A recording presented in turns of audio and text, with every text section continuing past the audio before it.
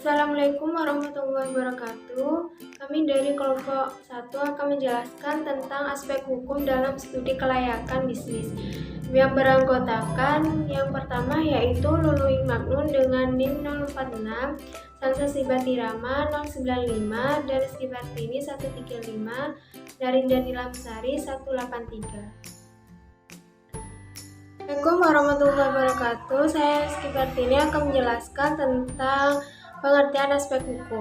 Tujuan aspek hukum adalah untuk meneliti keabsahan, kesempurnaan, dan keaslian dari dokumen-dokumen yang dimiliki. Penelitian keabsahan dokumen dapat dilakukan sesuai dengan lembaga yang mengeluarkan dan yang mengesahkan dokumen yang bersangkutan. Sebelum usaha dijalankan, maka segala prosedur yang berkaitan dengan izin-izin terlebih dahulu terpenuhi. Para pelaku bisnis diwajibkan untuk memenuhi aturan hukum mulai dari proses pendirian bangunan sampai perizinan pendirian perusahaan dan operasional perusahaan.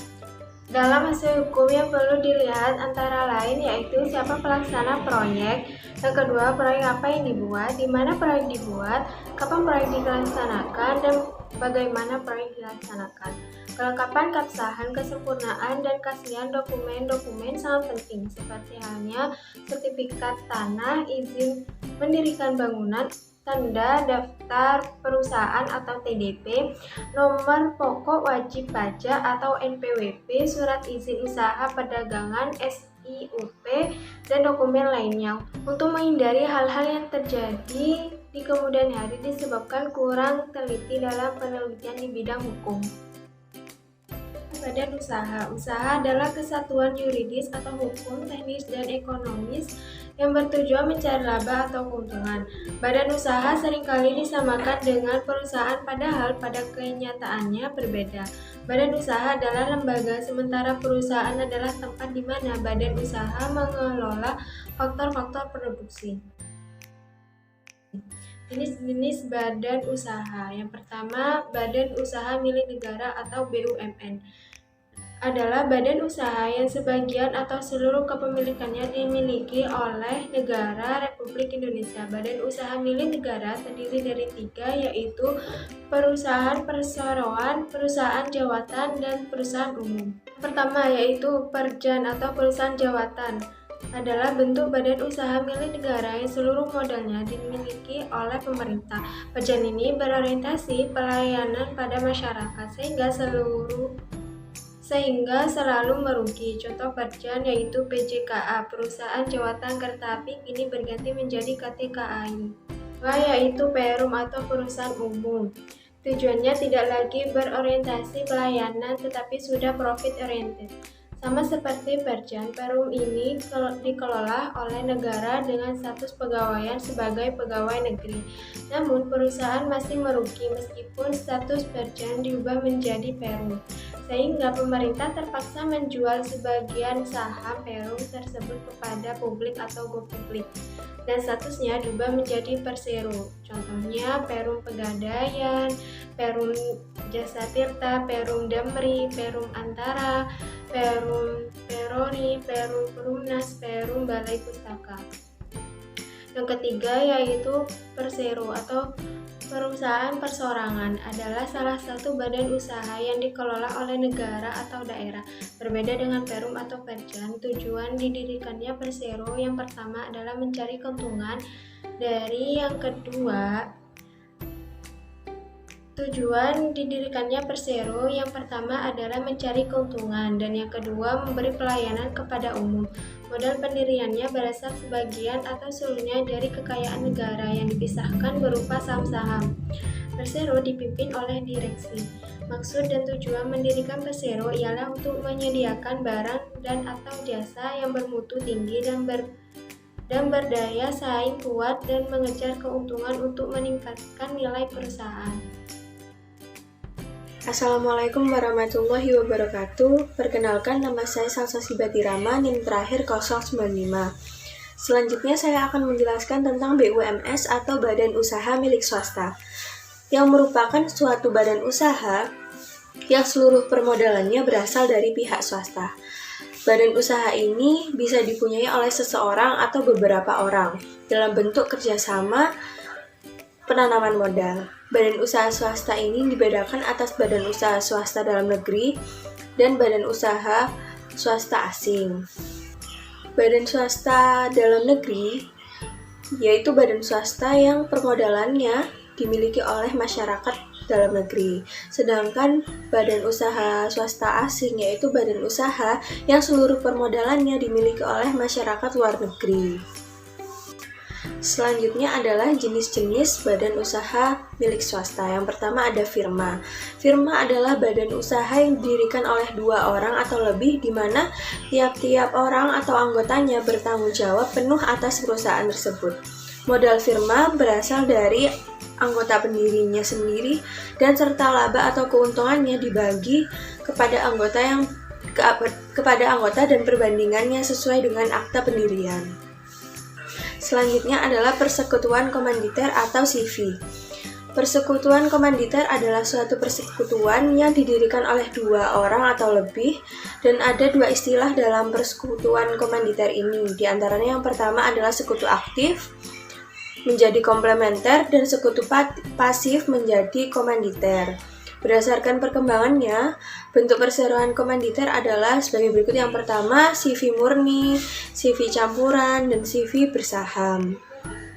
Selanjutnya adalah perseroan terbatas atau PT. Perseroan terbatas adalah badan usaha yang modalnya diperoleh dari hasil penjualan saham.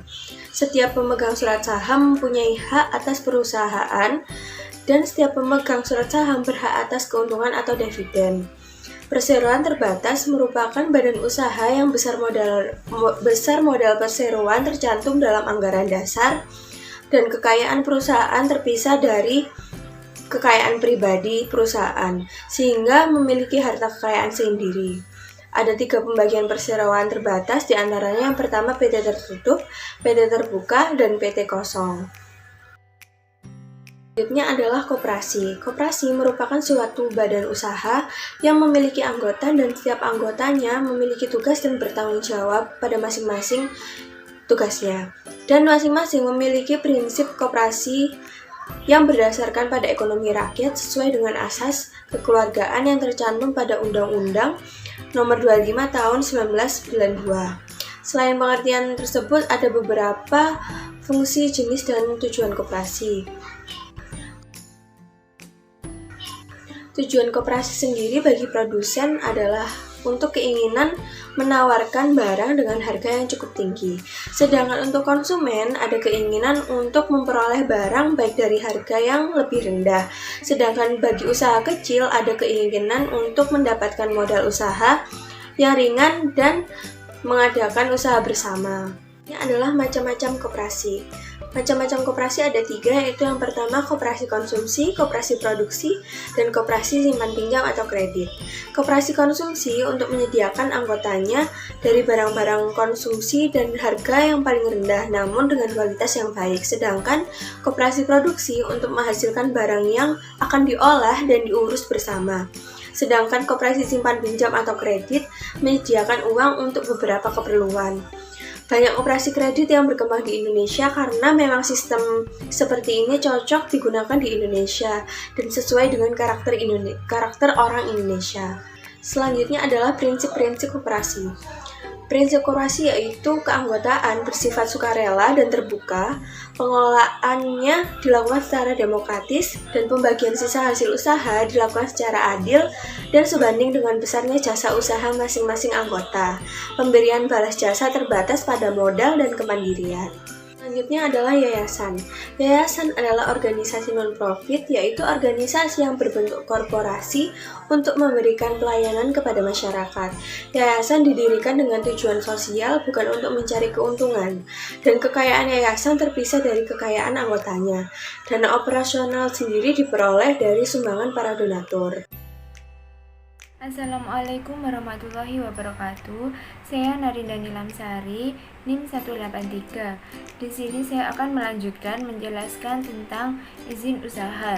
Izin usaha digunakan oleh pelaku usaha sebagai tanda bahwa usaha tersebut layak untuk berdiri dan beroperasi.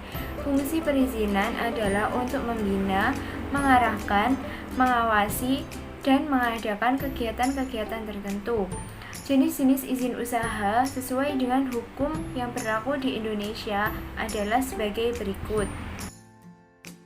Yang pertama, ada surat keterangan domisili usaha atau SKDU. Surat ini adalah salah satu dokumen yang harus dipenuhi dalam mendirikan usaha. Karena surat ini nantinya sangat diperlukan untuk membuat dokumen lain seperti NPWP, SIUP, TDP, dan surat pendukung pendirian usaha. Dokumen ini akan dikeluarkan oleh kelurahan atau kecamatan setempat di sekitar lokasi pendirian usaha.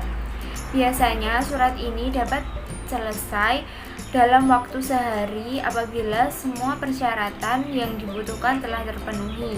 Yang kedua, nomor pokok wajib pajak atau NPWP.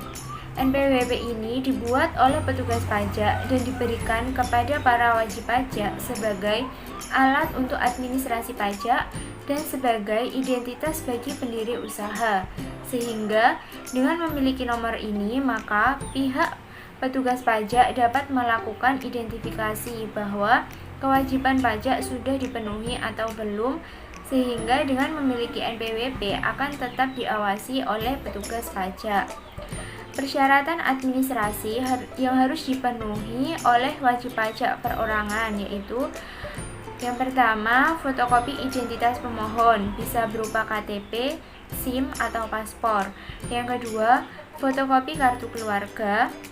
Yang ketiga, surat pengantar dari kelurahan.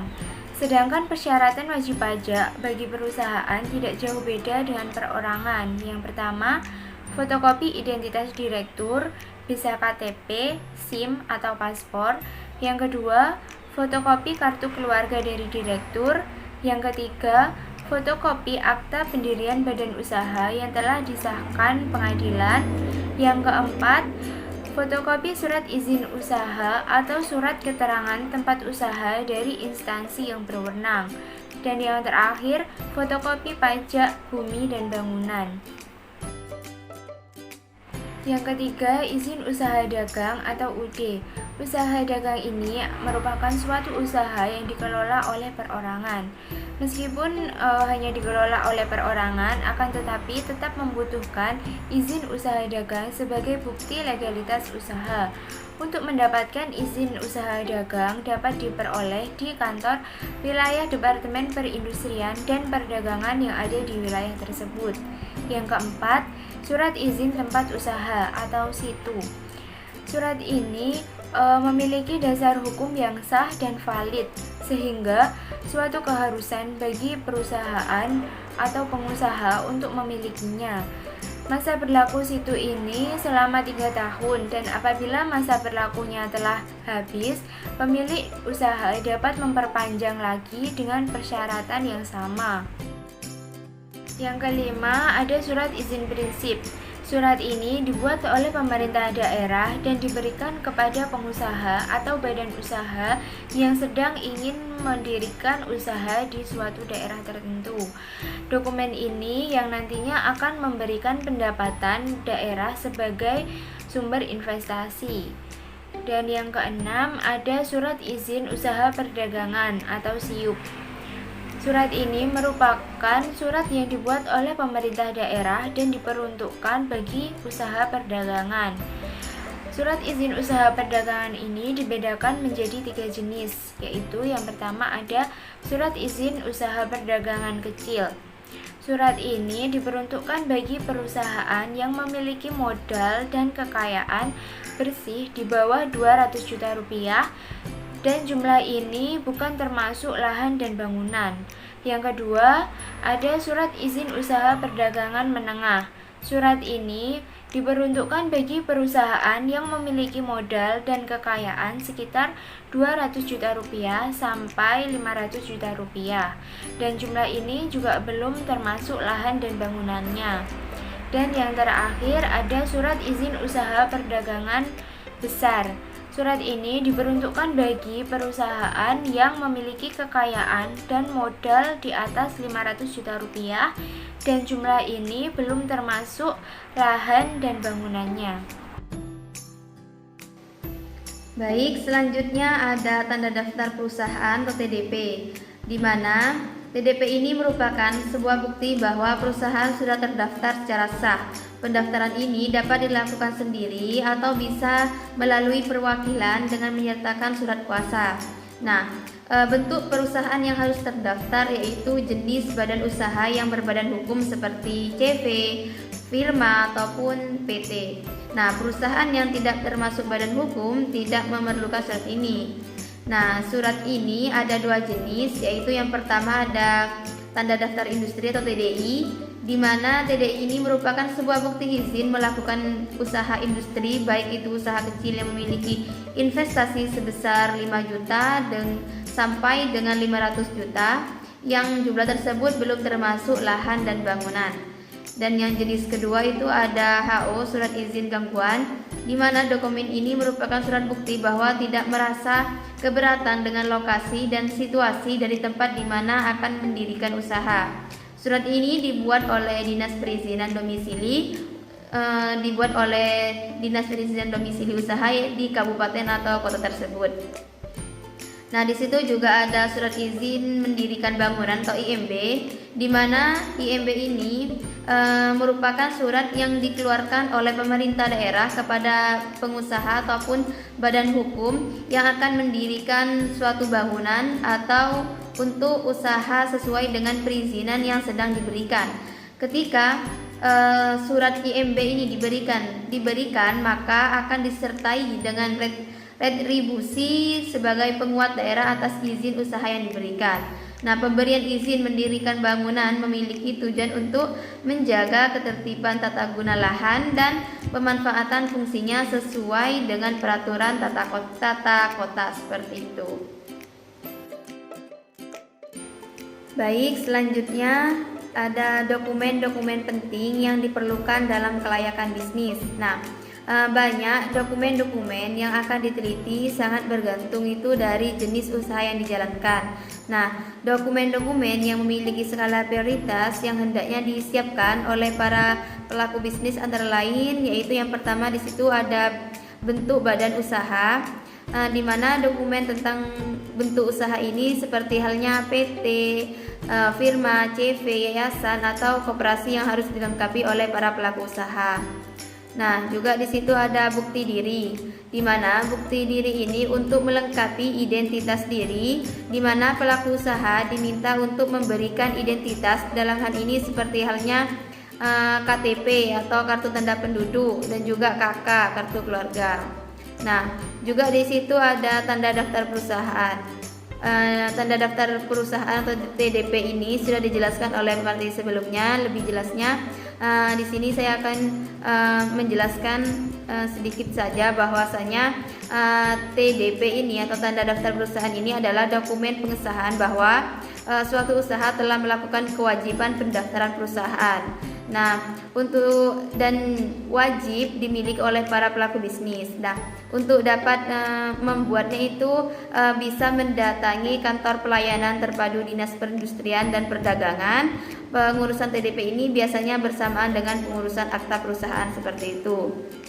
Nah, dan selanjutnya itu ada NPWP, nomor pokok wajib pajak, di mana NPWP ini adalah nomor yang diberikan kepada wajib pajak sebagai sarana dalam administrasi perpajakan yang dipergunakan sebagai tanda pengenal diri atau identitas wajib pajak dalam melaksanakan hak dan kewajibannya. Juga sebagai bentuk kepatuhan dan kewajiban kepada pemerintah dan merupakan bentuk kontribusi kepada bangsa dan negara melalui pajak. Semua pelaku usaha diharuskan memiliki nomor pokok wajib pajak atau NPWP. Nah, NPWP ini memiliki beberapa manfaat. Yang pertama itu mengurusi restitusi pajak. Nah, jika sudah terlanjur membayar pajak, contohnya seperti ini. Jika sudah terlanjur membayar pajak yang pembayarannya melebihi angka seharusnya, kejadian ini bukanlah hal yang aneh dan juga sangat sering terjadi. Maka pengambilan uang berlebih hanya berlaku bagi mereka yang memiliki NPWP. Selainnya tidak diperkenankan untuk proses pengambilan karena kepemilikan NPWP ini adalah syarat utama dalam hal tersebut. Nah, manfaat yang kedua itu ada pengajuan pengurangan pembayaran pajak.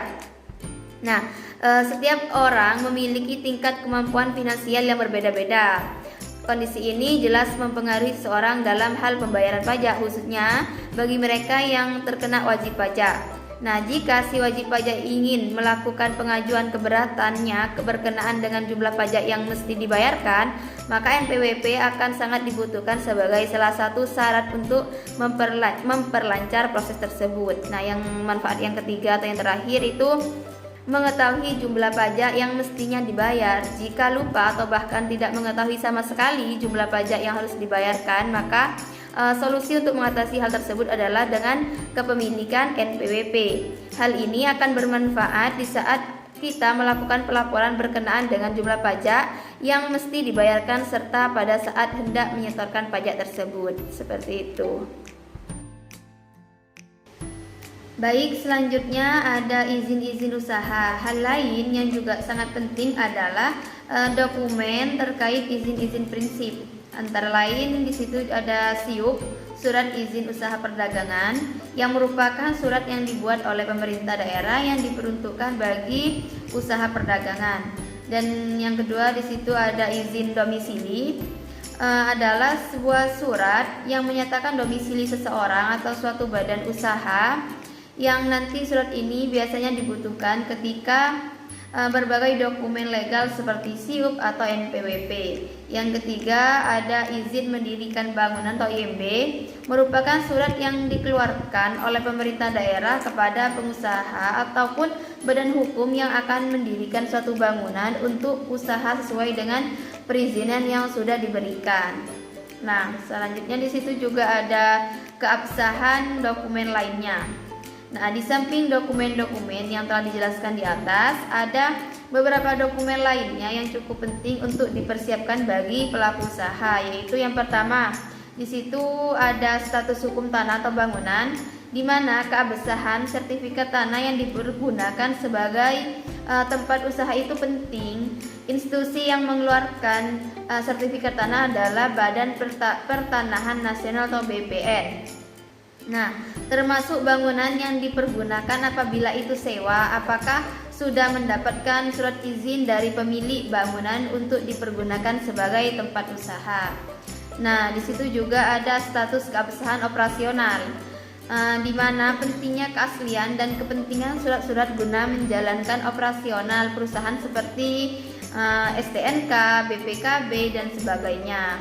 Dan juga dokumen-dokumen lainnya yang dipersyaratkan seperti itu. Dan terima kasih presentasi dari kami.